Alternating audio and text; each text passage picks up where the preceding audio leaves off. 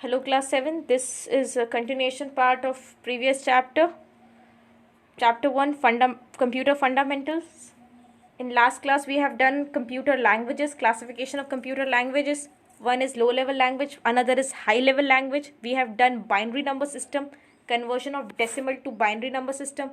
And also I have given you one question in homework to convert decimal number 13 to 38 to its binary equivalent. So let's discuss that question first. So here we begins. So in last class I have already explained that to convert decimal numbers to binary number we have to divide this decimal number repeatedly by 2 and we need to write remainder here and quotient here. Every time we have to divide this number by 2. So till we get 0 as a remainder. Now let's divide. We know after dividing 38 by 2 we'll get 19 as a quotient and 0 remainder.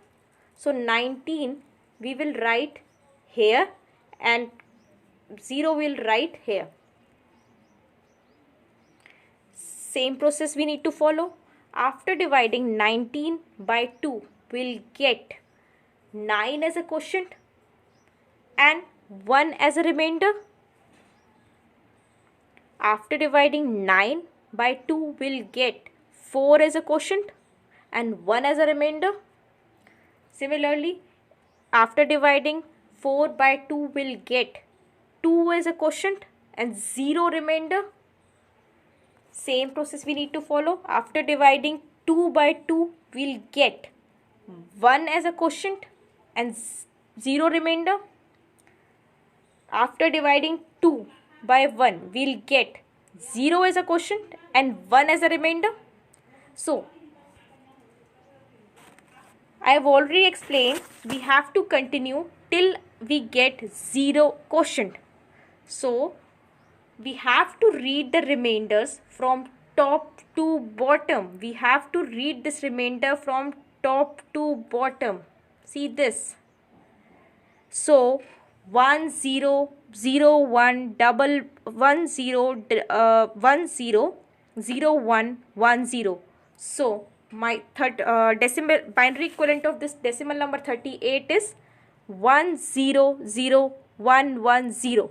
We have already written 2 on the baseline because it is binary equivalent, 10 because it is 38 is a decimal equivalent. I hope you have understood this question. Now we'll discuss converting binary number to its decimal equivalent. We have already done converting decimal number to its binary equivalent. Now we will do converting binary number to its decimal form. So for this we need to convert this binary number 10001 to its decimal equivalent. For this, what we need to write, we have to give positional value in terms of increasing power of 2 starting from extreme right end. From extreme right end, see this 1 0 0 and again this 1. From right hand side we have to give positional value in terms of increasing power of 2 and we have to see the bits are multiplied with the positional value. 2 to first we'll write 2 to the power 0, 2 to the power 0, 2 to the power 1, 2 to the power 2, 2 to the power 3, 2 to the power 4. I am reading from right to left. Listen to me very carefully. Keep pen and paper in your hand to understand this. I am reading from right to left. I have to multiply this 2 to the power 0 to this 1, 2 to the power 1 to this 1, 2 square, 2 to the power 2 to this 0, 2 to the power 3 to this 0 and 2 to the power 4 to this 1. I am going from right to left. See this carefully. Take a screenshot of this page. I am giving you some time to understand this. First, write down the binary number 10011, and after writing, give them positional value from right to left. From right to left. Now, see, after multiplying those value, I have written 2 to the power 0 into 1 plus 2 to the power 1 into 1. I am reading from right to left. I am reading from right to left. I am repeating. So, after multiplication, we'll write the solution. 2 to the power 4 is 16. 2 cube is 8. 2 to the power 4, 2 square is 4. 2 to the power 1 is 2. And 2 to the power 0 is 1.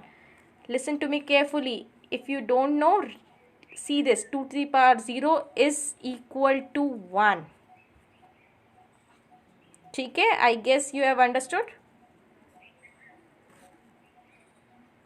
And after doing this, just sum up those value. Multiply. If we multiply 0 to 8, we'll get 0 as answer. 0 to 4, we'll get 0 as answer. So what we need to do is 16 plus 2 plus 1, that is 19. So we'll get 19 is a decimal equivalent of this binary number 100100011. So 19 is a decimal equivalent of this binary number. I guess if you have understood this. Now let's discuss another example. Now we need to convert this binary number 4 times 101 to its decimal number.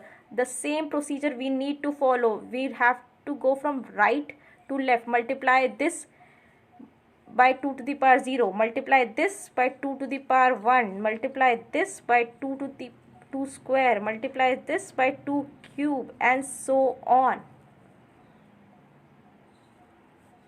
I am unable to write neatly, but I am trying a lot. Hope you understood this. Hope you understand this. So after converting same way 10011, we have to give,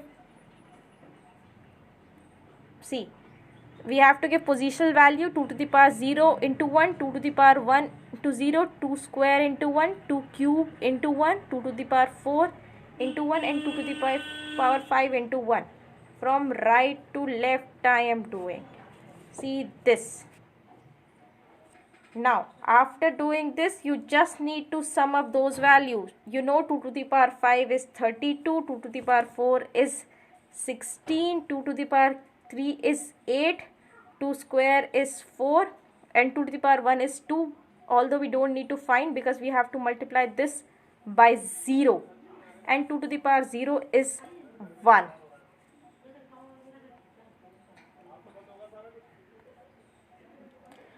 After summing up these all, now this 2 to the power 5 is 32. After summing up these value, I'll get the answer. We'll get the answer 32 plus 16, that is 48. 48 plus 8, 56. 56 plus 4, 60, and 60 plus 1 is 61. So decimal equivalent of this number is 61. I hope you get this. Now we will study classification of computer software. Now, you know, software is a collection of programs that provide instruction to the computer to perform specific tasks. So now we will study classification. You know, software is further divided into two categories. One is system software and another is application software. Today we will study system software. We will study all three parts of system software. Now, what is a system software? Have you ever heard the term system software before? So system software, it is the most important software of computer system. System software is required to control the operation of computer system. It helps to manage and run the computer hardware in an efficient manner. It controls all the operations of like reading data from input devices, transmitting process information to output devices, and checking system components. I am repeating, it control all the operations like reading data. It control all the operation like reading data. It control all the operation from it transmit process information to output devices, and it checks system components, and it converts data or instruction to a form that computer can understand. And now system software is further divided into 3 categories. First, we will study operating system. Definition is given that system software is required to control the operation of computer system. Now, we'll first study system software is further divided into 3 categories. First is operating system, second is language processor, and third is utility software. So we'll discuss operating system first. That what is operating system? Operating system serve as an interface. Operating system serves as an interface between user and hardware. The process of the operating system is to provide an environment in which user can execute programs. You have heard many operating system. Have you heard Windows? See this first. These are examples of operating system. You must have heard Windows.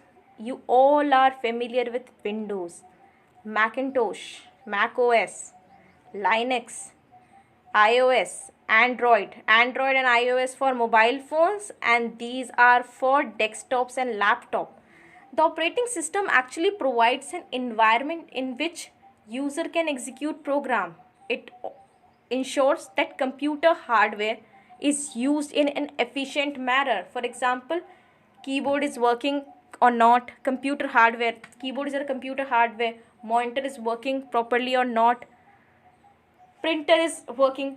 Because to use keyboard we need keyboard drivers also. To use printer we need printer drivers also. Without drivers, that means without a software, all hardwares are useless. So, a computer system has many resources such as CPU time, memory space, file storage space, an input-output device, system memory, cache memory, hard disk space, and so on. These resources enable a computer system to function efficiently and are responsible for overall performance. So, operating system basically, listen this very carefully, the operating system act as resource manager by allocating these resources to specific program. So resource operating system क्या करता है? Operating system एक resource manager की तरह act करता है, जो provide करता, जो एलोकेट करता है डिफरेंट रिसोर्सेज डिफरेंट प्रोग्राम्स को. सो हमने ऑलरेडी स्टडी कर लिया है. There are few operating systems that are used on desktop and laptop. They are Linux, Microsoft Windows, Mac OS, and operating system we use on mobile phones are iOS and Android. iOS for Apple, Macintosh is also for Apple, Mac OS. Now we will study our next topic, that is language processor. Now what is language processor? As we have discussed earlier, a computer can understand only one language, that is binary language. Computer can understand only 0 and 1. So writing program in machine language is very difficult. So this led to development of assembly language. Then most importantly, high level languages. We have already discussed what high level language is. A program written in assembly language or high level language has to be converted and translated into its machine equivalent, because computer can understand only binary language, so computer needs a translator. So for this translation purpose, we have language processor. So language processor is basically a software program that does this task of translation. Language processor is actually a translator. So we have three type of translator. First is we'll discuss assembler. So what is this assembler? Assembler, I have already explained you what is assembler. It converts program or a source code written in assembly language to its machine equivalent. Assembler is for assembly language. Assembler is for assembly language. And it converts assembly language program to its machine equivalent and vice versa. Now we'll discuss compiler. The compiler is a language translator or language processor. It converts a program or a source code written in high level language to its machine language before execution. That means first it convert high level language to machine language. First it convert high level language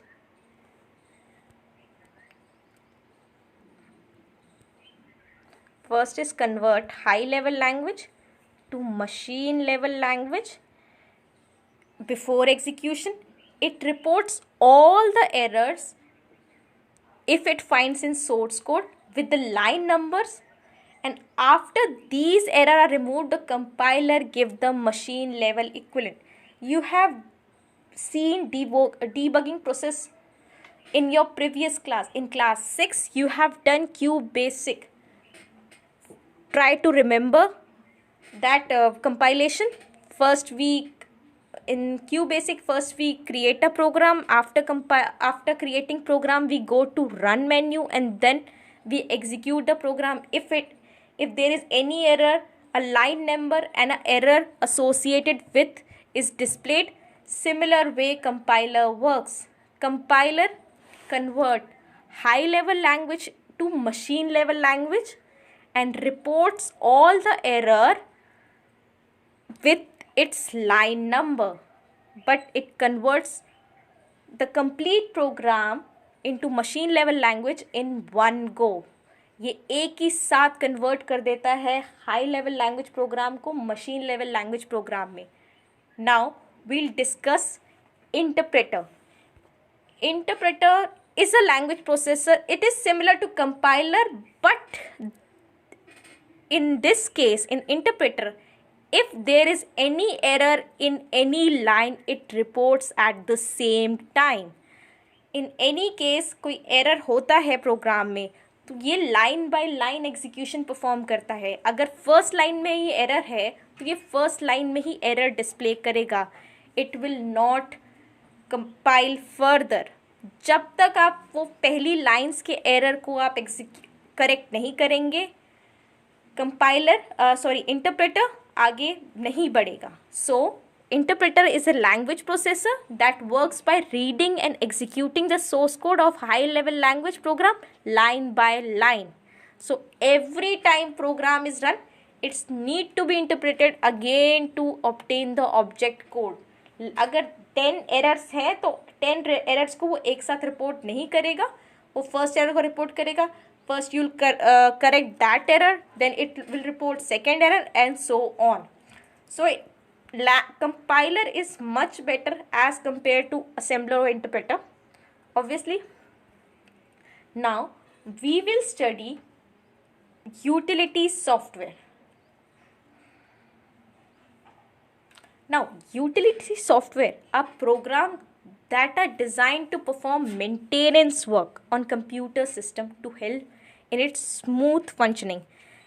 Utility software सिर्फ इसीलिए design होते हैं ताकि maintenance work किया जाए. That means for example Antivirus software, your compression, your rar file, WinZip, actually WinRAR file, WinZip, they are all utility software. They are not required to run the computer system, but it helps the computer in its smooth functioning. So we use antivirus software. See this, Norton, Norton, AVG, Quick Heal, they are some common antivirus software. They are some common antivirus software that we use.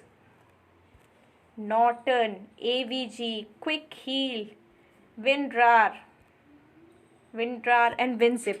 WinRAR and WinZip is for compressing big files to small files. They are used for compression technique. They are actually compressing software, data compression software. So that's it for today. In next time we will study one application software. We will study application software and its two categories, that is general purpose applications software and specific purpose application software. And after this we will learn open source initiative. You must have heard open source software also, Ubuntu. We all are talking about Android,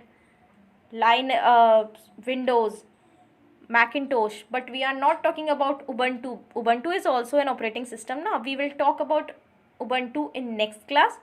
We will talk about application software in next class, all both type of application software. Till then, bye, stay safe.